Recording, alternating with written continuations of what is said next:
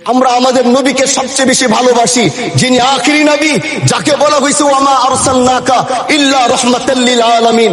আমরা বারবার দেখছি কিছুদিন পর পর কারা যেন কিভাবে এসে আল্লাহ নবীর শানে কটূক্তি করে, নবীকে নিয়ে অশ্লীল ভাষায় গালিগালাজ করে।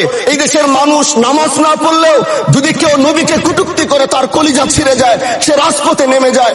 আমি বলবো যারা নবীকে কটূক্তি করে, নবীর নামে গালিগালাজ করে, এদের মৃত্যুদণ্ড, এই আইনটাও যেন বাংলাদেশের এই সংসদ থেকে পাশ করা হয়।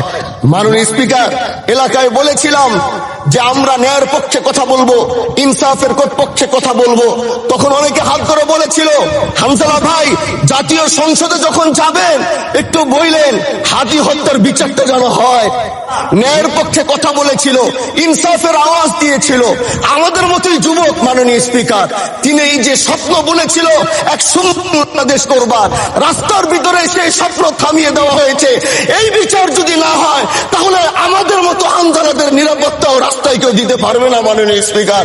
এই জন্য আপনার মাধ্যমে আমি বলতে চাই, হাদি হত্যার বিচার যেন সুনিশ্চিত করা হয়।